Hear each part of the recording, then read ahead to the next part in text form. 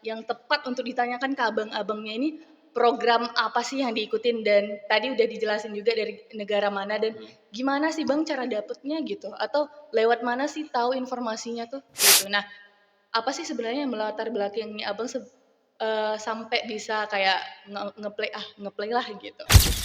Untuk syaratnya gitu ya Bang atau tantangan sulit apa sih yang dihadapi saat pertama tentu ada administrasi gitu ya Bang ya, atau yang kita harus melengkapi ada tes TOEFL, IELTS dan juga tentu kalau keluar negeri kita butuh visa dan segala macam. Ada nggak yang cerita yang bisa Abang bagikan tentang, seleksi administrasi atau perjuangan nih ketika menghadapi seleksi tersebut?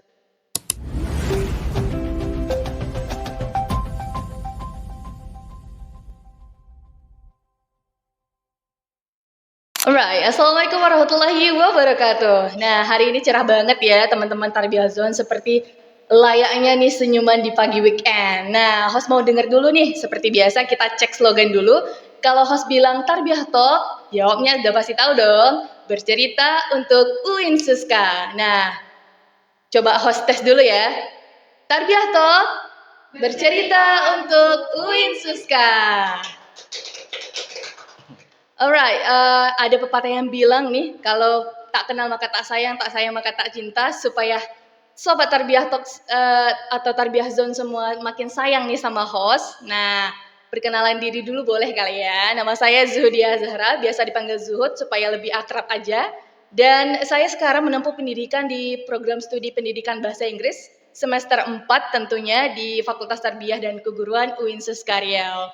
Nah, kita sekarang berada di studio nih. Nah, studio dari Tarbiyah Talk yang merupakan podcast pertama di Fakultas Tarbiyah dan Keguruan dan juga podcast pertama nih Bang untuk di UIN Suskaryaunya sendiri. Dan terima kasih juga kepada BPJS Ketenagakerjaan yang telah memberikan support dan juga kontribusi bersama untuk podcast kita kali ini. Nah, nggak kalah serunya, hari ini kita kedatangan bintang tamu kita yang sangat luar biasa dan spesial, jauh-jauh dari luar negeri. Ya, ini abang-abang kita yang sudah ada di sini dari Pertukaran Pemuda Antar Negara nih, atau kita singkat dengan PPAN. Nah, mungkin boleh kali ya Bang kita perkenalan dulu supaya lebih akrab dan dekat. Nah, mungkin boleh dari Bang Fawas. Oke, terima kasih Mbak Zuhud. Ya. Sebuah kehormatan bisa menjadi salah satu narasumber di podcast pertama UIN Suska. Ya. Terima kasih atas kesempatannya. Perkenalkan, nama saya Fawas. Saya alumni dari Indonesia Korea Youth Exchange Program tahun 2021. Alright, berarti actionnya ke Korea ya Bang ya?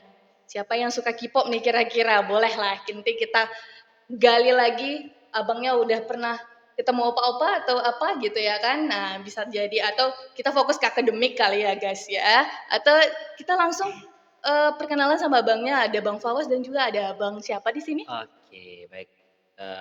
Sebelumnya saya juga ucapkan terima kasih sama seperti Fawas, diberi sebuah ruang di sini untuk berbagi, terutama untuk program PPAN. Nama saya Sahrizal Fadli, jadi kalau dipanggil tuh biasanya Fadli. Iya, Ya. Bang Fadli ya. Iya. Kalau alumni program PPAN, saya alumni dari Singapore Indonesia Youth Leader Exchange Program itu pada tahun kemarin 2023. Jadi masih 2023. anget-angetnya. Masih fresh Iya, banget masih ya Bang fresh ya. Kalau ibarat kue baru keluar dari oven gitu ya. From the oven ya. Yes, of course. Nah, untuk berarti abangnya dari tetangga jiran kita, negara jiran Iya gitu ya? betul sekali, dekat kan Iya. sama Indonesia ya. Nah, banyak isu-isu juga nih saya dengar dari Singapura. Mungkin kita bisa bicara lagi Bang untuk pertanyaan pertama nih. Kalau menurut Zuhud, yang tepat untuk ditanyakan ke abang-abangnya ini, program apa sih yang diikutin dan tadi udah dijelasin juga dari negara mana dan gimana sih Bang cara dapetnya gitu? Atau lewat mana sih tahu informasinya tuh? Oke. Dari Bang Wawas mungkin?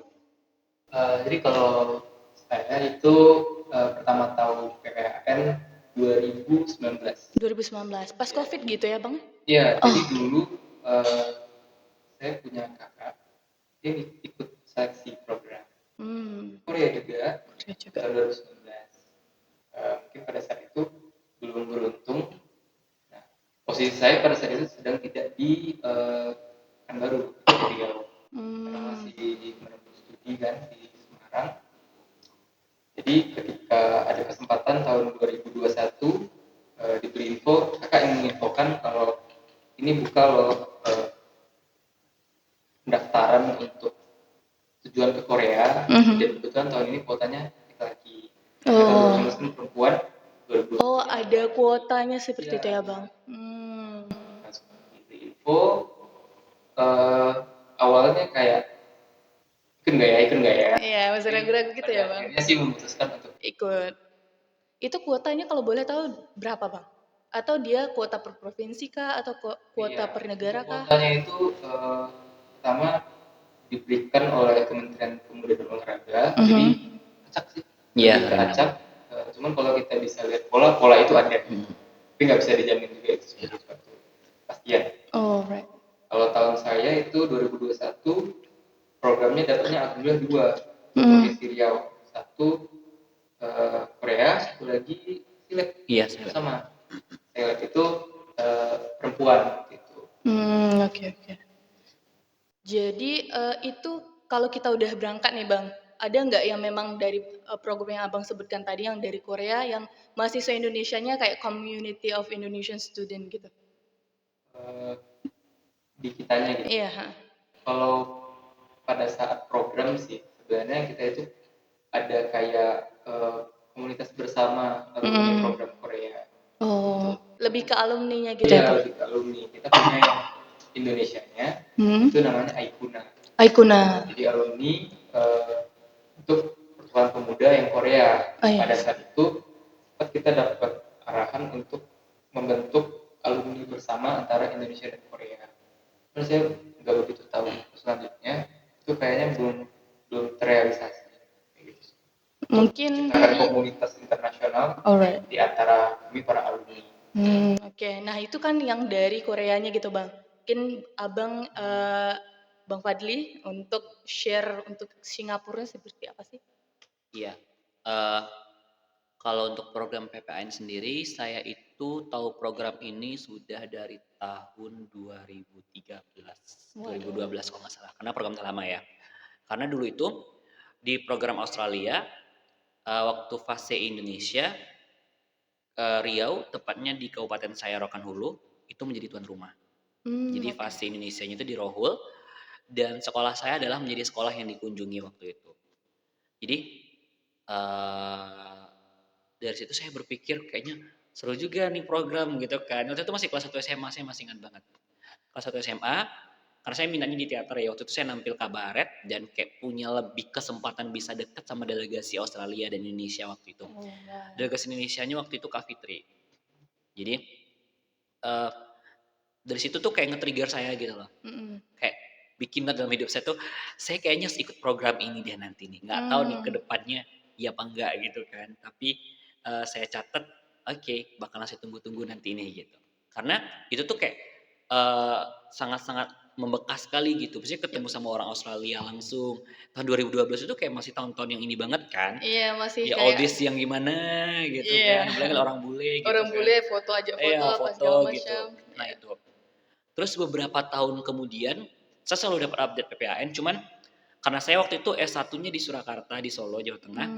Jadi kayak cuman update-update aja, nggak berani buat kayak daftar apa enggak. Karena maksudnya gini, untuk dari Solo ke Pekanbaru tuh tiket lumayan mahal ya Mas ya. Lumayan mahal dan transit kan. Jadi kayak mikir kayak cari momen yang pas untuk daftar gitu. Selang berapa tahun, akhirnya di tahun 2023 ini, saya kan bekerja itu tahun 2020 tuh saya mulai bekerja, dan 2023 saya dapat info ini ketika saya googling, bukan googling, saya lagi buka Instagram. Jadi ngelihat salah satu alumni dari PPAN itu Bang Ilham waktu itu, karena saya berteman sama dia di Instagram. Dari situ saya tahu. Terus saya pikir gini, usia saya waktu itu udah 27. Terus program Singapura ini kan program yang usianya tuh jaraknya lebih besar ya. Panjang gitu. Jadi antara 22 sampai 30 tahun, dan itu dibuka laki-laki untuk Provinsi Riau. Jadi saya pikir daripada saya menunda-nunda gitu kan. Ya udah deh, saya daftar aja deh gitu. Jadi selang 2020 terakhir itu saya udah nggak pernah ikut kompetisi apa lagi karena sudah bekerja. Sampai 2023 tuh kayak mikir, lolos nggak ya? Tapi nggak usah mikir lolos dulu deh gitu. Karena saya selalu nanamin dalam diri saya adalah saya bakalan coba dulu dan saya bakalan tahu segimana mampunya saya. Dan kayak sesuatu yang sudah saya mulai, ya udah habisin aja sampai selesai gitu. Iya, jalanin aja gitu Jalan ya. aja gitu. Intinya kita berusaha dan hasilnya itu kita kembalikan pada Allah gitu kan. Ya qadarullah kalau emang rezeki kita ya udah berarti emang rezeki kita. Kalau enggak pasti Allah tuh punya jalan yang terbaik buat kita. Jadi itulah kenapa akhirnya saya memutuskan untuk ikut program PPAN itu Silab pada tahun kemarin. Oh, right. Ada juga nih Bang dari ceritanya Abang sedikit termotivasi, bukan sedikit sih udah banyak banget termotivasi nih. Ada juga Zud pernah dengar nih kata-kata kalau kita nggak memulai hari ini dan besok sama saja seperti itu. Mungkin karena Abang mencoba dan memang berani untuk nggak takut gagal karena masing-masing orang mungkin anxiety-nya beda-beda gitu untuk ketakutannya lebih besar aku nanti gagal gimana, pandangan orang ke aku gimana seperti itu. Kalau tarik ke pandangan nih, jadi kalau pekerjaan saya kan bekerja sebagai seorang pengajar di UIR ya. Saya dosen LB di UIR kan. Terus maksudnya di usia 27 saya sebagai dosen dan ikut program ini bersaing dengan teman-teman yang masih di bawah usianya. Kalau nggak lolos malu dong gitu kan. Tapi saya nggak mikir ke sana. Saya nggak mikir ke sana. Kenapa? Karena menurut saya proses belajar itu nggak melulu dari orang yang lebih tua daripada kita atau mungkin dari orang yang lebih dulu daripada kita dan yang lainnya gitu loh. Kita juga bisa belajar dengan orang di bawah kita. Momennya kayak saya juga bisa belajar dari Fawas mungkin kan. Ya nanti kan saya juga bakal tanya Fawas tentang bisnis nanti dia entrepreneur juga gitu kan. Nah, gitu. Kita tunggu-tunggu. Jadi maksudnya itu kayak gitu. Jadi kalau saya nggak pernah ngerasa pressure atau takut pendapat orang ketika saya nggak lolos bla bla, ya I don't care dengan itu semua gitu loh. Yang ngejalanin saya juga dan saya yang ngerasain yang ngapain juga saya peduli sama orang gitu. Iya, betul ya Bang.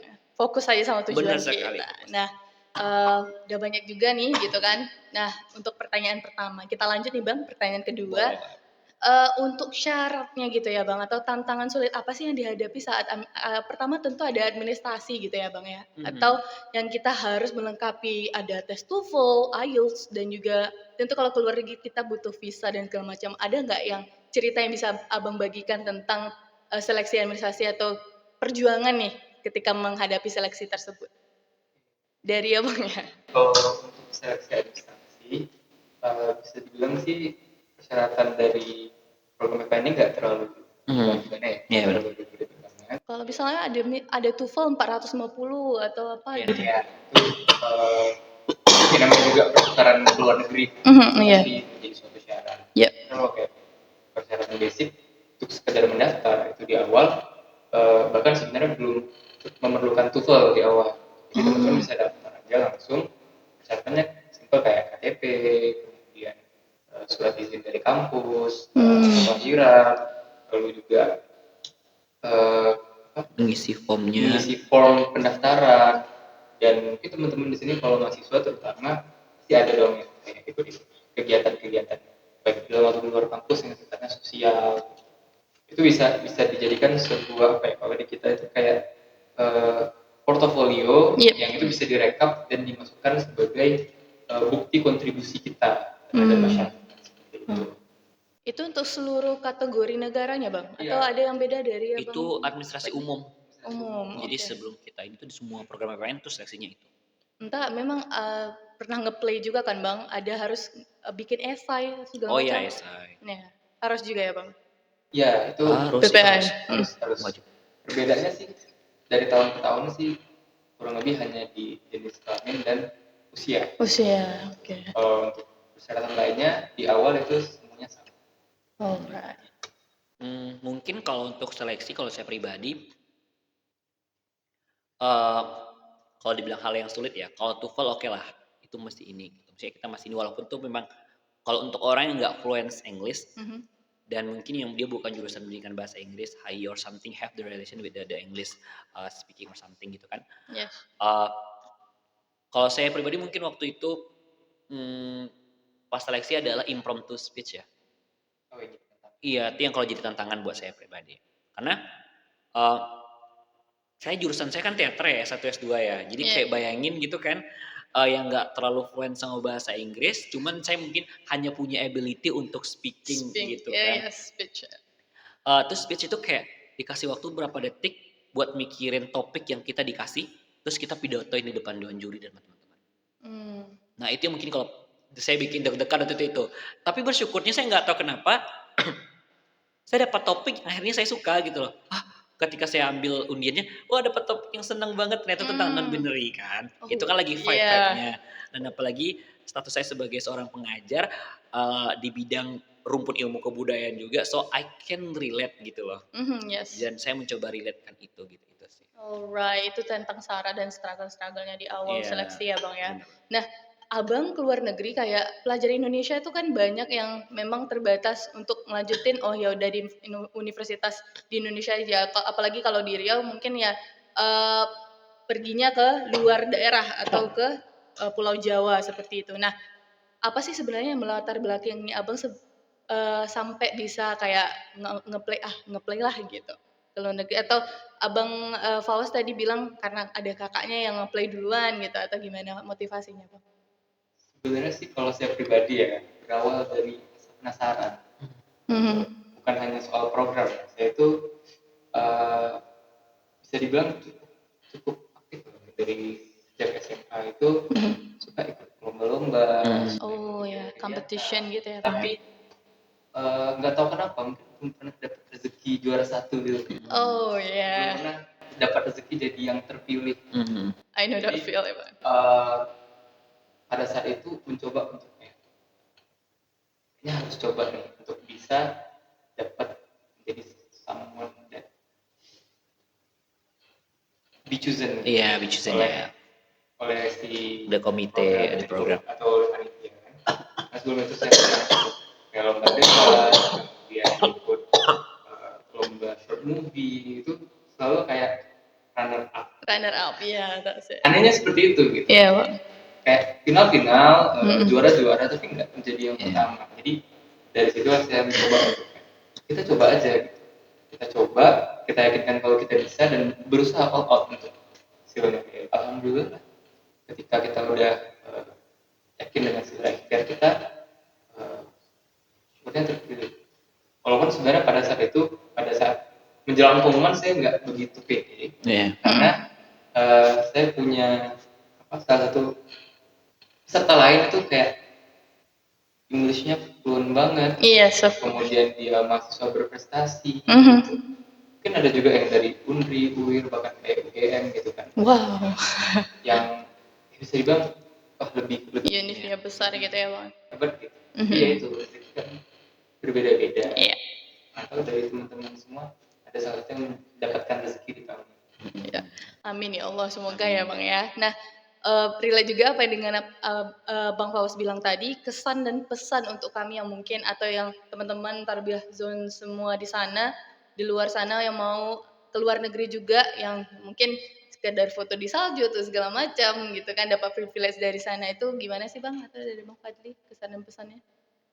Oke, kesan dan pesannya kalau misalnya saya dari Singapura mungkin lebih kayak banyak belajar timing ya. Maksudnya Singapura kita tahu kan bagaimana mungkin kayak mereka punya sebuah habit atau kebiasaan hidup mereka yang sangat disiplin. Itu yang saya dapatkan. Jadi itu kayak mikir bahwa jam segini udah on time nih, udah datang nih gitu, kayak gini nih gitu. Itu kesan saya dapatkan gitu. Kalau untuk pesannya untuk teman-teman semua, apa ya? Kayak tips atau trik gitu loh Bang, supaya bisa lolos gitu mungkin. Kalau untuk pesan biar lolos itu percaya diri dan persiapkan dengan matang. Jadi ketika teman-teman sudah mempersiapkannya dengan baik gitu loh, ya kan? Terus apapun itu hasilnya nanti ya udah serahkan dan kembalikan kepada Allah Subhanahu Wa Taala. Biarlah Allah yang memeluk hasilnya gitu kan. Kita nggak tahu nanti apa gitu. Itu. Saya selalu ingat intinya gini. Jadilah orang yang bermanfaat untuk saya pribadi gitu.